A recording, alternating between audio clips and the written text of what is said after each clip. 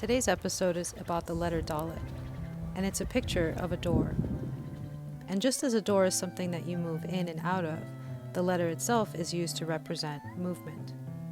It's also used to represent a door or gates, and anything which hangs down and is low or is lowly.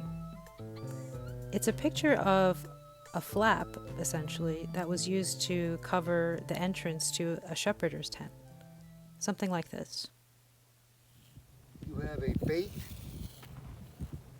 and a bait needs a door. You might make it a more square door, but the reason it's in such a shape back from those days is typically out in the land of Canaan they had tents. There's the entrance to the tent. It's usually shaped in the type of the tent. Then you put a nice flap to close it from the wind, and you have to tie it down. Or you could have a wall around the city that had a door. It wouldn't matter. Dalet, Dalet, Dalet, door. The more of these letters that you learn, the more of Father's words you can understand. Now, of course, you can understand them in English just fine, without ever having to study this alphabet. But if there's anything that exists that helps me to understand Father better, I want to know it. It's actually written that it's the glory of Elohim to conceal a matter, and the glory of kings to search out a matter. And if you look at that phrase in Hebrew, what it's actually saying is it's the glory of Elohim to conceal a word, and the glory of kings to search out a word. And that's one reason that we love this alphabet so much, because it allows us to search out what Father was thinking. So far we've learned the Aleph, which is the bull, and a symbol for strength and leadership. We've learned the Beit, which is a house, and could mean a house or in or inside or family. And we've learned Gimel, which is a foot, and can mean to lift or to walk or to gather. So with today's letter, Dalet, there's a new word. Actually, there's a few new words that you can start putting together. And one of them is dog. A dog is a picture of a moving foot. And in Hebrew, this is the word for fish. Another word that we can put together is dove. And this is the word for an animal which has a low house. And in Hebrew, this is the word for a bear. So a note on the Dalet. So our people were from Haram, and in Haram it was the land of the Hittite. You could say it was a land that the Hittite fought for, the Assyrian fought for, and the Mari fought for. And in those days, there was a lot of chaos. The one place that seemed to do really good business no matter what was Tyre, Sidon, and Dor. These were port cities that would bring in supplies or send out goods. Now these people had been conquered over and over by raiders, by marauders. Marauders. Yeah, by they call them marauders. Well, marauds. And they have a whole section on this called the Sea Peoples that they attacked at a certain time. But really, once they invented the trireme, nations in the water were stronger than nations on land. They just controlled everything, and you always had attacks from the sea. So these people, they had one contact, and that was a section of Sidon, Dor, and Tyre, just north of Israel. And the Sidonians were like brothers unto Israel. So they took our alphabet, and they used it wisely. And they did business with it. And Dan is also among the people that are on the ocean. And Zebulun was also a traveler of the ocean, they say. Issachar is mentioned. Okay, so they're using the Paleo Hebrew alphabet, and the Phoenicians get a hold of it. Of course, they got to improve it. Now, Phoenicians is not necessarily people. It's Sidonians, Dorians. Uh, there's another set there.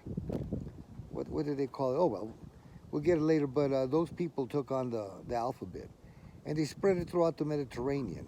And you find Etruscans, the people just north of Rome when Rome was settled. The Etruscans to the north. Take a look at their alphabet. Alphabet. I say alphabet. I never say alpha because that's Greek. It strikes my nerve when someone says alpha. Alphabet. Alphabet. Now take a look at the Etruscans' alphabet. It's just same as the Phoenicians, and I got a feeling if we look at the Carthaginians, it'll be really close as well. Very similar to what Hezekiah was using at the time in Israel.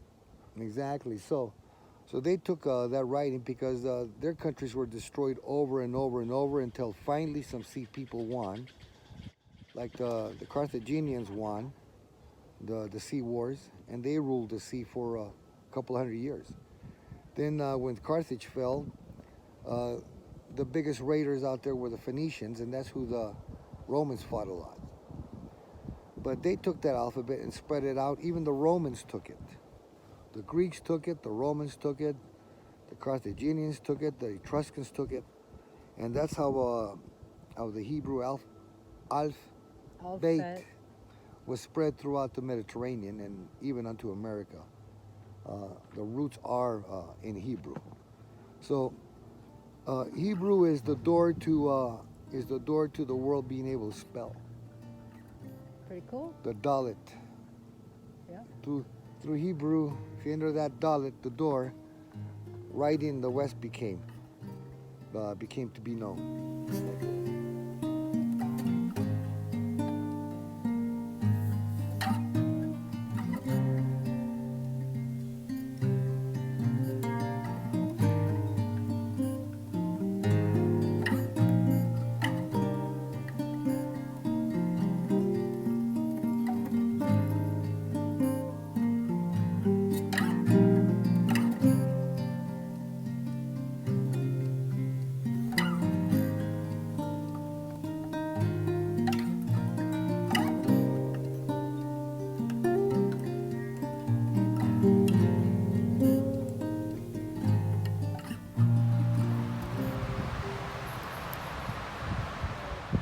Days of Peleg. The urban legend of Peleg. Yes. Noah came out of the flood with his son Shem. His son Shem had a son, Arphaxad, 2 or 3 years after the flood. From that point, the men started having their sons in their 30s. So if you look at the generation of Nimrod, it would be the generation of Salah. And when the Tower of Babel happened in the days of Peleg, who was named after the division that came on the earth, it's only about 100 years after the flood. So it didn't take very long for them to jack it all up again. That's the mem. The sign of the waters means many. Mem. Resh. Mara. Bitter. If you put a D at the end,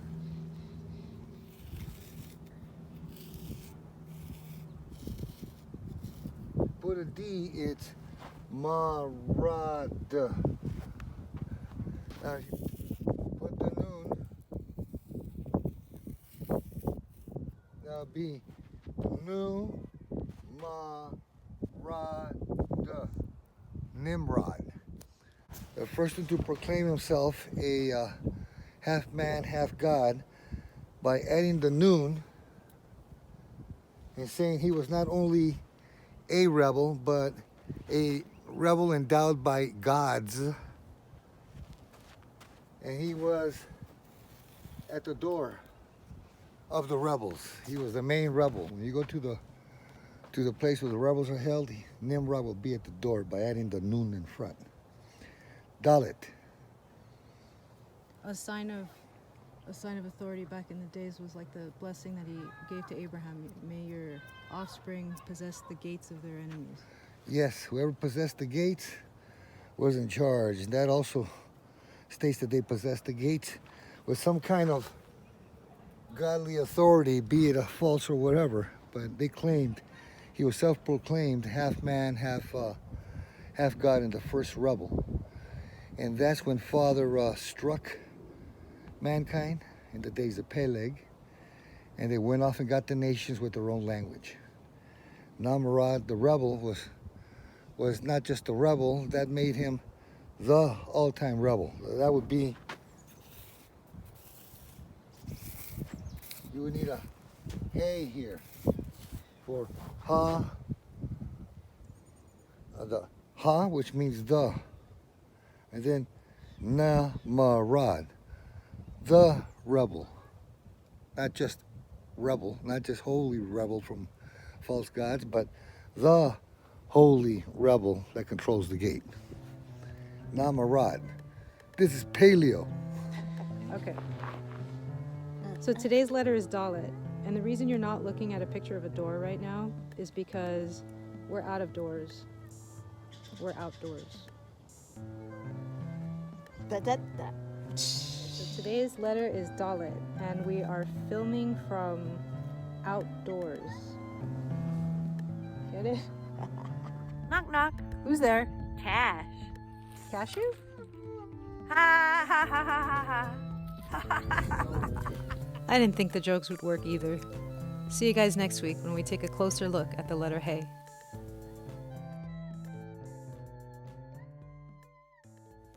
There's only one song,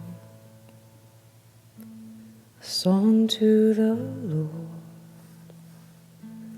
a song of thankfulness, a prayer for guidance. Lead us on the way, get us safely home. A song of victory from long trials, and lead us on when we are done. The song of Abraham, we believe you, Lord, that it will be done as you said. A song of faithfulness, that you remember who was your friend, your covenant. The song of Jacob, who trusted you to bring him home again. Lord, you did. The song of Mary, when it pierced her side, as the prophet said, and when you wept. The song of Lazarus, live forever and again. Lord, you did.